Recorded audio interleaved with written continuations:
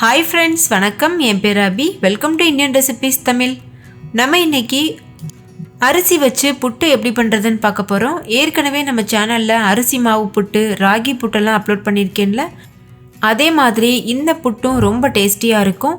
இது வந்து நம்ம அரிசி மாவு வச்சு பண்ணலை, அரிசி வச்சே பண்ணியிருக்கோம். இது ரொம்பவே டேஸ்டியாக இருக்கும், நல்ல சாஃப்டாக அருமையாக இருக்கும், ஹெல்த்தியாகவும் இருக்கும். இது செய்கிறதும் ரொம்ப ஈஸி, சட்டுன்னு பண்ணிடலாம். வாங்க இப்போ வீடியோக்குள்ளே போய் இந்த ரெசிபி எப்படி பண்ணுறதுன்னு பார்க்கலாம். ஃபஸ்ட்டு இந்த ரெசிபி பண்ணுறதுக்கு 1 கப் அளவு புழுங்கல் அரிசி எடுத்துக்கோங்க. நீங்கள் புழுங்கல் அரிசிக்கு பதிலாக பச்சரிசி கூட யூஸ் பண்ணலாம். வீட்டில் இருக்க ஏதாவது ஒரு கப் எடுத்துக்கோங்க, அதில் மெஷர் பண்ணிக்கோங்க. இதில் நீங்கள் ரேஷன் புழுங்கல் அரிசி, ரேஷன் பச்சரிசி கூட யூஸ் பண்ணலாம். இப்போ இதை நல்லா கழுவிக்கோங்க. 2லேருந்து 3 டைம் நல்லா இதை வாஷ் பண்ணிவிட்டு இதை வந்து நம்ம 4 மணி நேரம் ஊற வச்சுக்கணும். இப்போ இதை நல்லா கழுவி எடுத்தாச்சு. தண்ணியை வந்து வடிச்சிட்டு எடுத்துகிட்டு வந்திருக்கேன். இப்போ இது முங்குற வரைக்கும் தண்ணி சேர்த்துட்டு இதை மூடிட்டு இதை அப்படியே ஒரு 4 மணி நேரம் ஊற வச்சுருங்க. 4 மணி நேரத்துக்கு அப்புறமா இதை பார்க்கலாம். இப்போ 4 மணி நேரம் ஆயிடுச்சு. அரிசி நல்லா ஊறியிருக்கு. இப்போ வந்து தண்ணியை வடிச்சிட்டு அரிசியை மட்டும் ஒரு மிக்ஸி ஜாரில் சேர்த்துக்கோங்க. இப்போ நல்லா தண்ணியை வடித்து எடுத்திருக்கேன். இதை நம்ம காய வைக்கணும்னு அவசியம் இல்லை. கொஞ்சம் கூட தண்ணி இல்லாமல் வடிச்சிட்டு அப்படியே நீங்கள் ஒரு மிக்சியில் சேர்த்துக்கோங்க. சேர்த்துட்டு இதை நல்லா நைஸாக அரைச்சிட்டு வந்துடலாம்.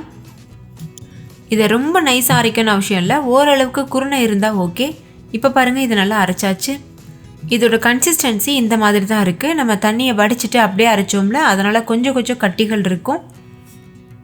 இப்போ இதை வந்து வேற ஒரு பிளேட்டில் அப்படி இல்லைன்னா ஒரு அகலமான பாத்திரத்தில் சேர்த்துக்கோங்க. சேர்த்துட்டு இந்த கட்டிகள்லாம் கை வச்சு அமுத்தி விட்டு நல்லா இது போல் பொடி பண்ணிக்கோங்க. உங்களுக்கு கை வச்சு இதை வந்து பண்ண முடியலன்னா நீங்கள் இதை ஜலிச்சு கூட யூஸ் பண்ணலாம். இப்போ இதை ஓரளவுக்கு நல்லா பொடிச்சாச்சு. இன்னும் கொஞ்சம் தான் கட்டிகள் இருக்குது, அதையும் நல்லா பொடிச்சிட்டு இப்போ பார்க்கலாம். இப்போ பாருங்கள், எல்லா கட்டிகளையும் பொடிச்சு விட்டுருக்கேன். இந்த அளவுக்கு இதோட கன்சிஸ்டன்சி இருக்குது. இதில் நான் தண்ணி எதுவும் சேர்க்கல, அரிசி ஊற வச்ச தண்ணி மட்டும்தான். நீங்கள் கையில் இது போல் ஷேப் பிடிச்சிங்கன்னா நல்லா பிடிக்க வரணும். அது வந்து பெர்ஃபெக்டான கன்சிஸ்டன்சி. இப்போ ஒரு நெய் தடவின பிளேட் எடுத்துக்கோங்க. நான் வந்து இடியாப்பம் புளிகிற பிளேட் எடுத்திருக்கேன். நீங்கள் இந்த பிளேட் இல்லைன்னா இட்லி பிளேட் கூட எடுக்கலாம். அதில் கொஞ்சமாக நெய் இல்லைன்னா எண்ணெய் தடவிட்டு இந்த புட்டு மாவை இது போல் சேர்த்துருங்க. நம்ம நார்மல் அரிசி மாவு புட்டில் கூட இதே போல் தான் தண்ணி ஊற்றி பிசைஞ்சிருப்போம்.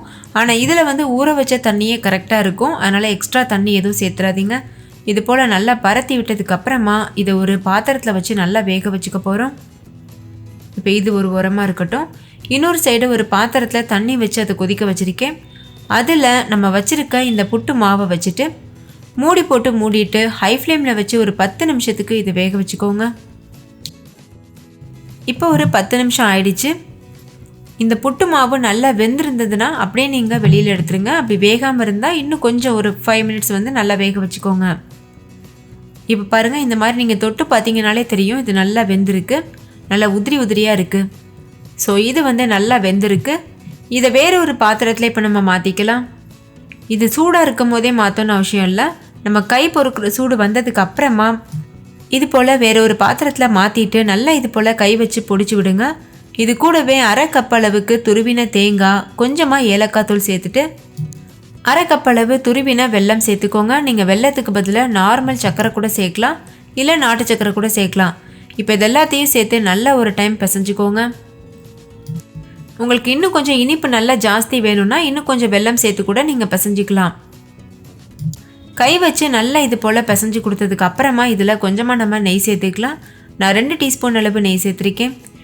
நம்ம நெய் சேர்த்து இதை சர்வ் பண்ணும்போது டேஸ்ட் ரொம்பவே சூப்பராக இருக்கும். அதோட ஃப்ளேவரும் அட்டகாசமாக இருக்கும். இது நல்லா இது போல் மிக்ஸ் பண்ணிடுங்க. சின்ன குழந்தைங்களுக்கு நீங்கள் வந்து இதில் லட்டு பிடிச்சி கூட கொடுக்கலாம், லட்டு பிடிக்கிறதுக்கு வரும். பெரியவங்களாக இருந்தால் நீங்கள் அப்படியே நம்ம புட்டு மாதிரியே சர்வ் பண்ணலாம். ஸோ அவ்வளோதான் ஃப்ரெண்ட்ஸ், நம்மளோட டேஸ்டியான அரிசி புட்டு சூப்பராக தயாராகிருச்சு. இதை நம்ம இப்போ சர்வ் பண்ணிடலாம். நீங்களே பாருங்கள், அதோட டெக்ஸ்சர் எவ்வளோ சூப்பராக இருக்குது. பார்க்கும்போதே சாப்பிட்ணும் போல் தோணும். அவ்வளோ வந்து ரொம்பவே சுவையாகவும் இருந்தது. ஸோ கண்டிப்பாக நீங்கள் வீட்டில் ட்ரை பண்ணி பாருங்கள். இது நல்ல ஒரு ஹெல்த்தியான பிரேக்ஃபாஸ்ட் ஆப்ஷனாக இருக்கும். அதே சமயம் நல்ல ஃபில்லிங்காகவும் இருக்கும், டேஸ்டியாகவும் இருக்கும். ஸோ ட்ரை பண்ணிவிட்டு உங்கள் எக்ஸ்பீரியன்ஸ் எப்படி இருந்ததுன்னு கமெண்ட்டில் என் கூட ஷேர் பண்ண மறந்துடாதீங்க. இந்த வீடியோ உங்கள் எல்லாருக்கும் ரொம்ப பிடிச்சிருக்கும்னு நம்புகிறேன். பிடிச்சிருந்தால் லைக் பண்ணுங்கள். உங்கள் ஃப்ரெண்ட்ஸ் கூட நிறைய ஷேர் பண்ணுங்கள். ஸோ அவங்களும் பார்த்து பயன்பெறட்டும். நான் ஆல்ரெடி அப்லோட் பண்ணியிருக்க ராகி புட்டு, அதுக்கப்புறம் அரிசி புட்டு, அதோட லிங்க்லாம் வீடியோக்கு கீழே இருக்க டிஸ்கிரிப்ஷன் பாக்ஸில் தரேன். பார்க்காதவங்க நீங்கள் போய் பாருங்கள், அதுவும் உங்களுக்கு யூஸ்ஃபுல்லாக இருக்கும். ஓகே ஃப்ரெண்ட்ஸ், இன்னொரு சூப்பரான ரெசிபியோடு நான் உங்களை சந்திக்கிறேன். Thank you, bye bye.